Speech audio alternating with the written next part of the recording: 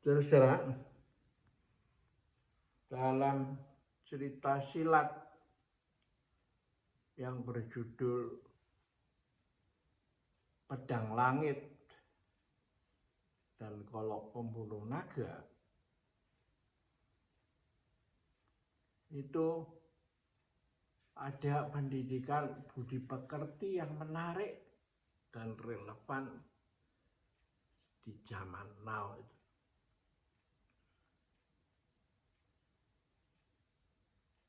Pedang langit itu adalah simbol daripada otoritas yang transenden, yang datangnya dari atas. Sedangkan golok pembuluh naga mewakili satu inisiatif dari bawah atau ikhtiar dari manusia itu sendiri.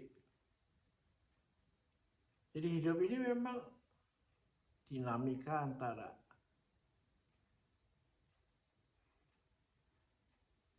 sesuatu kekuasaan yang otoritas dari atas dan ikhtiar atau inisiatif dari orang itu sendiri. Ya, ada yang mengatakan itu memang Tuhan tidak akan merubah nasib seseorang kalau orang itu tidak mau merubah nasibnya sendiri. Jadi titik tengahnya di situ. Tapi bagaimana mengejawantahkan itu di dalam sebuah cerita silat, itulah yang menarik itu. Dan disitulah terkandung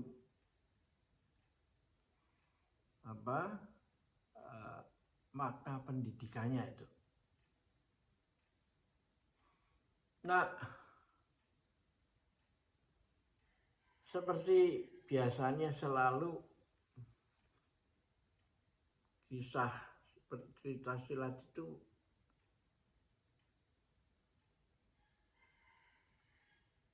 terlibat peranan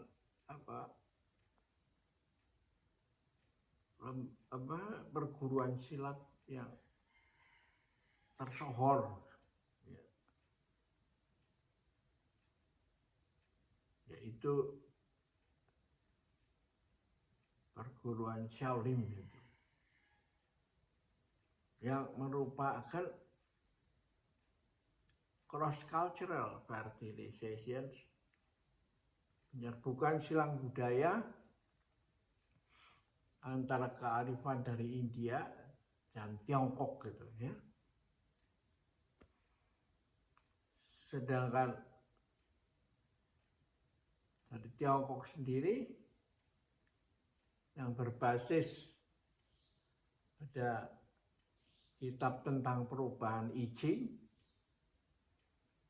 itu ada perkumpulan yang bernama Butongsan, itu Butongpai itu ya. Nah,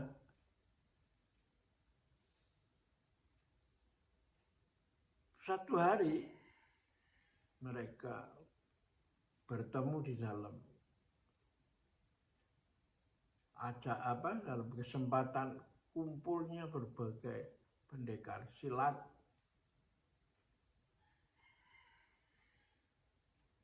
di puncak terang untuk memperebutkan sebuah golok yang menjadi simbol orang yang bisa memiliki itu berada di tangannya, itu dianggap sebagai orang nomor satu di kalangan Kang Ao itu, rimba persilatan itu. Nah, Shaolin Pai, perkumpulan dari Shaolin, itu terlibat karena takut pedang. Kalau pembunuh naga itu kalau sampai jatuh di tangan orang yang jahat, makanya dia ikut di dalam pertemuan di puncak terang itu. Nah, sedang Butong Pai, Butang bisa disebut, itu terlibat dengan motif yang berbeda, yaitu dia terlibat untuk melerai. Dan sampai orang-orang itu saling membunuh, ya, untuk memperebutkan sesuatu simbol, ya.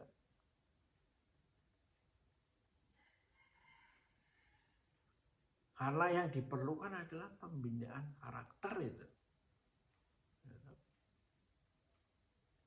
Nah,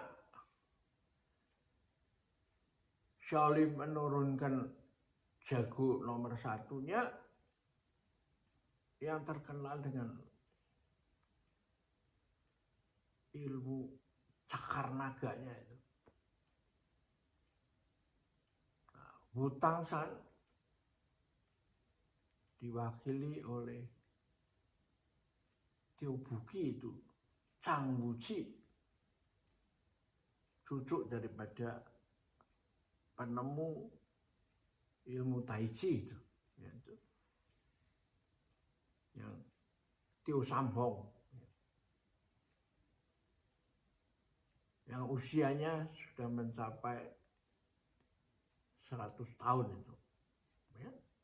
Tai Chi ditemukan di saat Tio Sam Hong berusia 100 tahun itu. Dia merayakan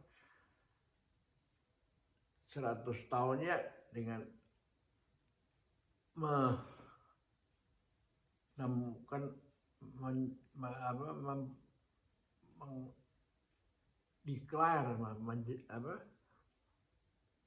mengeluarkan memberitahukan pada publik, membuka bahwa ini ada satu ilmu yang bernama Tai Chi. Dan Tio Buki adalah yang menggerakkan itu sampai menjadi ilmu itu menjadi sesuatu yang dicintai atau diperlukan oleh masyarakat itu. Nah, dalam suatu duel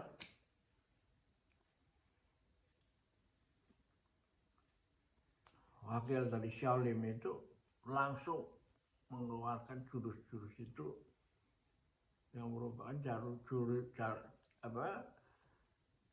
jurus utama di Shaolin Temple.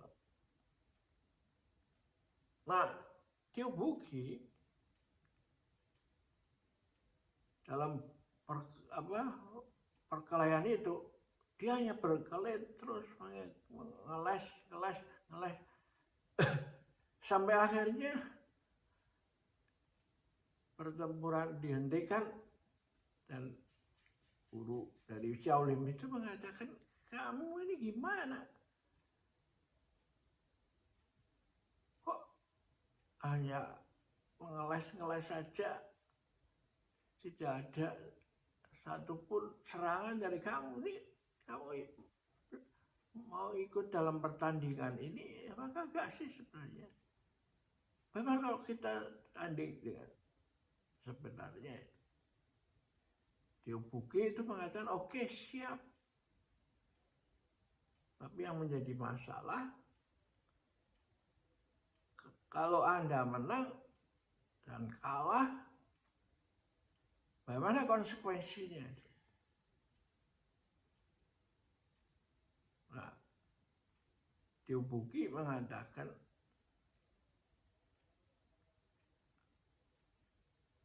apakah kamu mau kembali ke Shaolin, meninggalkan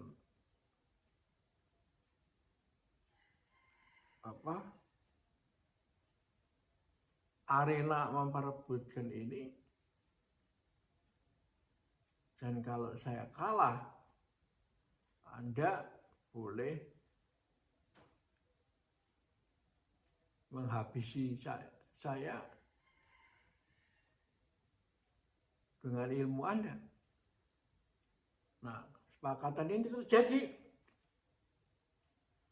Dan lalu terjadi pertempuran yang dahsyat. Nah, ternyata itu Tiobuki itu menggunakan jurus cakar naga untuk mengalahkan jagoan daripada Shaolin itu. Dan akhirnya dia bisa membuat dengan pukulannya yang dahsyat itu mencengkeram tubuh sang jagoan dari Shaolin itu, sehingga kalau mau dia bisa membunuh si jago itu toh. Tapi lalu dia hanya show of force saja, lalu pertempuran dihentikan dan ahli dari Shaolin itu mengaku kalah. Tapi dia bertanya, kenapa kamu tadi menggunakan jurus naga dan kelihatan kamu seperti orang yang sudah berlatih bertahun-tahun, sehingga jurus naga kamu bukan hanya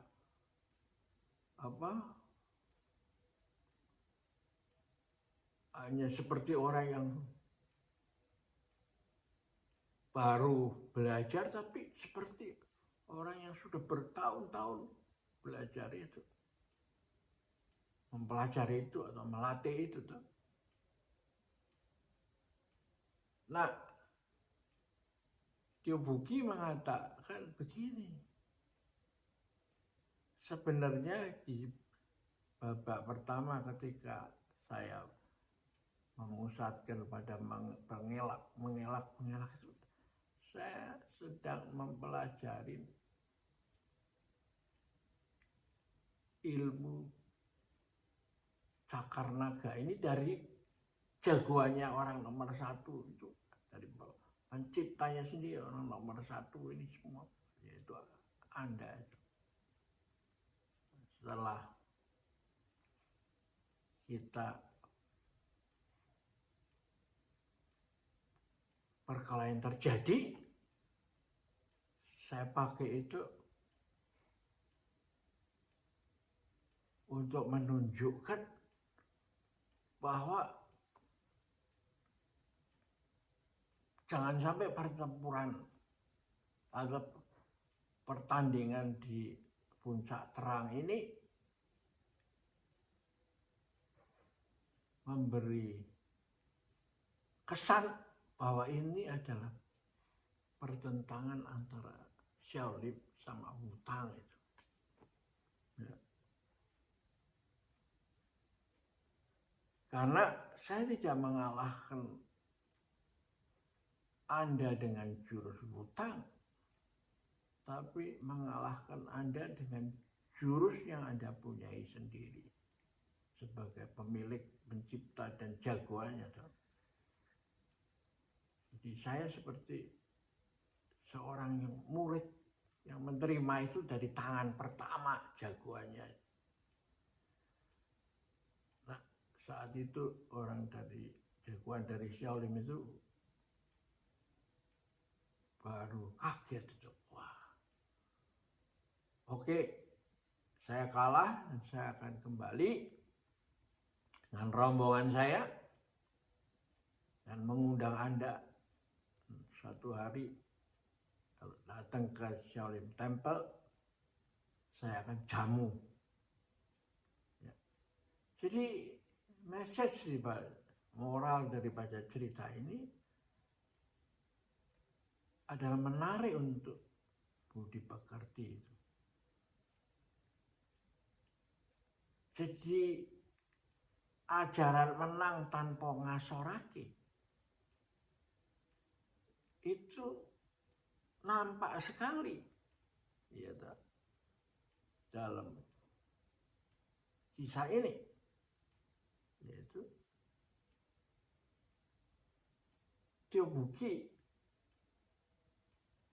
tidak menggunakan ilmu dari perguruannya tempat dia belajar dari kakeknya, tapi dia gunakan ilmu yang dia pelajari daripada lawannya itu. Artinya apa itu? Dalam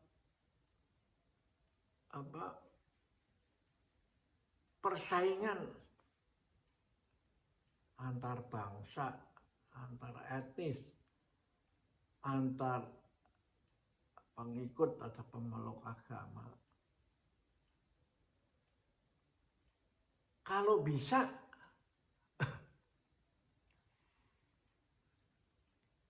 kita jangan mengalahkan itu dengan ilmu dari kita sendiri. Seperti dikatakan oleh Lao Tzu, kenalilah dirimu, kenalilah medan, dan kenalilah lawanmu dengan sebaik-baiknya. Maka kamu akan bisa menang tanpa perang itu. Ribuan pertempuran Anda lakukan,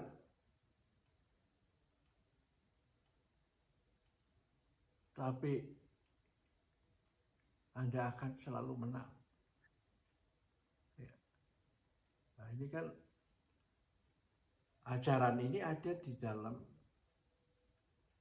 The Art of War, seni ilmu perang yang diajarkan oleh Sun Tzu tuh, yang usianya seangkatan kira-kira dengan Konfusius itu 500 tahun sebelum Masehi itu. Dan ilmu ini diajarkan di semua sekolah komando di mana-mana di seluruh dunia itu. Dan ini mulai terasa semakin penting ketika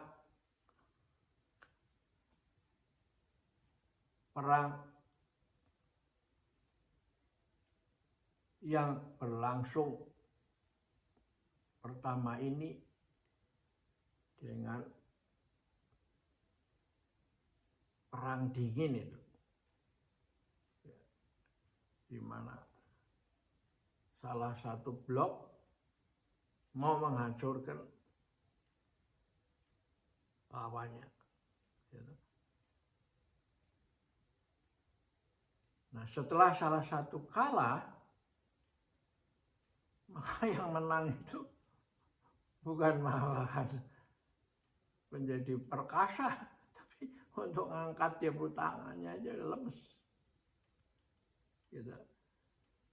Lalu jalannya pun seperti dorong-dorongan itu, si pemenangnya jadi sempoyongan sendiri.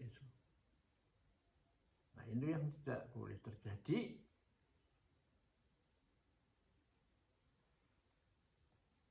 seperti yang sekarang kita kelihatan kalau sampai terjadi perang nuklir, maka tidak ada yang menang dan tidak ada yang kalah, tapi semua menjadi yang kalah. Karena dunia akan hancur gitu. Demikian juga dengan perang dagang itu. Seperti sekarang ini perang tarif. Kalau sampai terus-menerus tidak didapatkan solusinya untuk menjadikan antara yin dan yang itu mencapai keharmonian, yang harmoni, maka terjadi krisis ekonomi di mana-mana di seluruh dunia. Dan karena krisis ekonomi itu akhirnya orang tidak bisa mendapatkan kehidupan, gitu. Dan akhirnya terjadi krisis sosial dan menciptakan huru-hara yang membakar peradaban yang kita sudah capai, gitu. Ya. Sehingga semua menjadi habis itu. Kalau yang sekarang, yang seperang dingin itu sampai meletus menjadi perang, itu kehidupan dunia ini dihancurkan oleh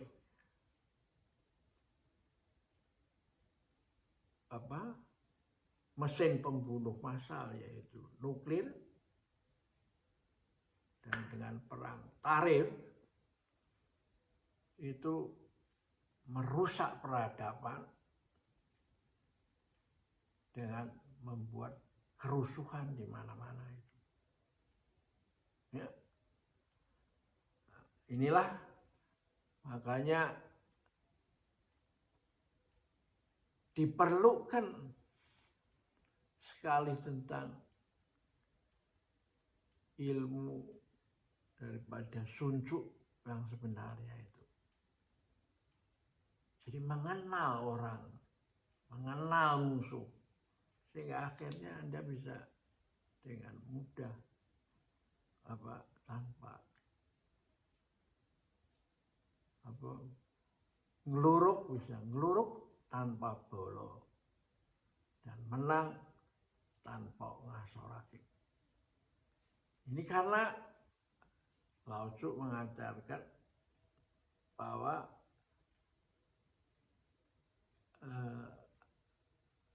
Anda bisa belajar, terus belajar, bahkan dari ilmu yang musuh yang sedang Anda hadapi, karena Anda berpendapat bahwa kalau gelas itu sudah penuh, dia sudah nggak bisa diisi lagi kan.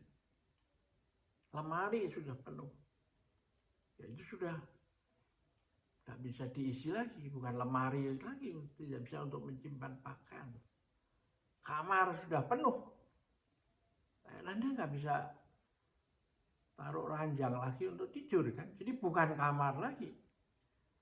Nah, semua itu hanya akan kembali menjadi sesuai namanya bila Anda membuang isinya itu, ya, sehingga dia menjadi kosong atau suung. Ya. Dan dari itu Anda bisa terus belajar dan akhirnya Anda lebih unggul daripada musuh yang Anda hadapi, karena Anda bisa mengalahkan dia dengan ilmu yang dipakai oleh musuh Anda. Ya. Jadi akhirnya yang terjadi adalah win-win itu, solution itu. Jadi ilmu perang Sun Tzu itu semakin penting di zaman now. Ya, karena hanya dengan ilmu yang seperti Sun Tzu itulah bisa peradaban kita dijaga. Bukan seperti diajarkan oleh Clausewitz, ahli ilmu perang dari Jerman dengan bukunya The War.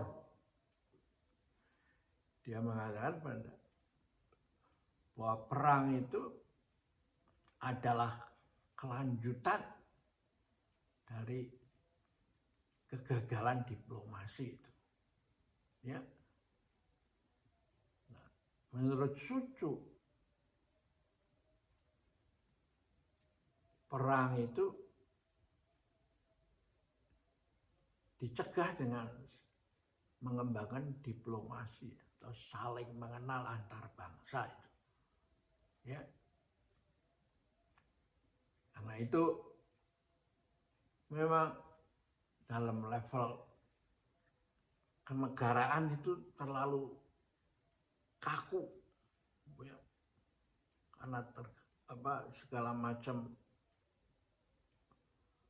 arogansi, kebanggaan negara itu masing-masing bisa menjadi penghalang. Sedang diplomasi peoples to peoples, ya, yang akan menyelamatkan peradaban, dan itu dicapai melalui open-ended journey of dialogue of civilization. Ilmu yang terus berkembang untuk memajukan peradaban. Ya. Kita akhiri di sini dulu, sampai jumpa lagi.